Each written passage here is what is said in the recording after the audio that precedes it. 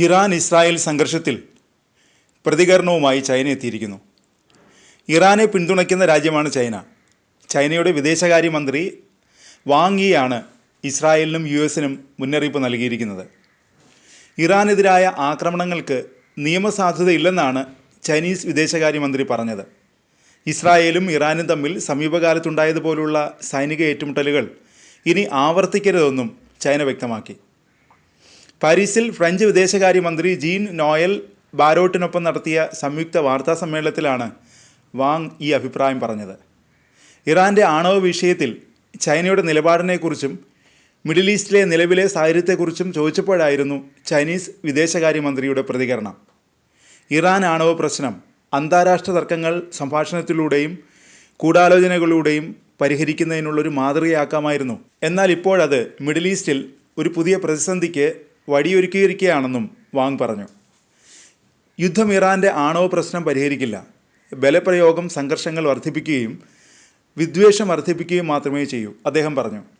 ഒരു പരമാധികാര രാജ്യത്തിൻ്റെ ആണവ കേന്ദ്രങ്ങളിൽ അമേരിക്ക നടത്തിയ അശ്രദ്ധമായ ബോംബാക്രമണം അപകടകരമായൊരു കീഴ്വഴക്കം സൃഷ്ടിക്കും.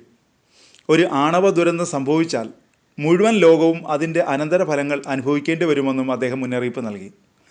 ബലപ്രയോഗത്തിലൂടെ മാത്രമേ സമാധാനം വരൂ എന്ന ആശയം അധികാര രാഷ്ട്രീയത്തിൻ്റെ യുക്തിയാണെന്നും വാങ് പറഞ്ഞു. ശരിയും തെറ്റും ശക്തി കൊണ്ട് മാത്രം നിർണയിച്ചാൽ നിയമങ്ങൾക്കും നീതിക്കും എന്ത് സ്ഥാനമാണുള്ളത്? ബലപ്രയോഗത്തിലൂടെ മാത്രം യഥാർത്ഥ സമാധാനം കൈവരിക്കാൻ കഴിയില്ലെന്നും വാങ് പറഞ്ഞു. ഇറാൻ ആണവ വിഷയത്തിൽ ചൈനയുടെ നിലപാട് വ്യക്തവും സ്ഥിരതയുള്ളതുമാണ്. ആണവായുധങ്ങൾ വികസിപ്പിക്കുന്നതിനെതിരെ ഇറാൻ്റെ പരമോന്നത നേതാവ് അലി ഖമേനിയുടെ ആവർത്തിച്ചുള്ള നിലപാട് ചൈന വിലമതിക്കുന്നു.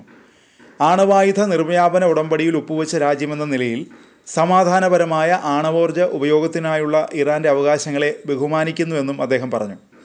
ഇറാൻ്റെ ആണവ പ്രശ്നം പരിഹരിക്കുന്നതിനുള്ളൊരു പുതിയ അന്താരാഷ്ട്ര കരാറിനെക്കുറിച്ചുള്ള ചർച്ചകൾ തുടങ്ങേണ്ടതുണ്ട്. ഇറാൻ്റെ ആണവ പ്രവർത്തനങ്ങൾ അന്താരാഷ്ട്ര ആണവോർജ ഏജൻസിയുടെ കർശനമായ മേൽനോട്ടത്തിലും സംരക്ഷണത്തിലും തുടരുന്നുവെന്ന് ഉറപ്പാക്കാൻ കഴിയും, വാങ് കൂട്ടിച്ചേർത്തു. പലസ്തീൻ പ്രശ്നത്തെക്കുറിച്ചും ചൈനയുടെ നിലപാട് വാങ് വ്യക്തമാക്കി. പലസ്തീൻ പ്രശ്നം പരിഹരിക്കാനുള്ള ഏക പ്രായോഗിക മാർഗം ദ്വിരാഷ്ട്ര പരിഹാരമാണ്. ഈ ലക്ഷ്യത്തിലേക്ക് അന്താരാഷ്ട്ര സമൂഹം കൂടുതൽ ഫലപ്രദമായ നടപടികൾ സ്വീകരിക്കണമെന്നും അദ്ദേഹം പറഞ്ഞു.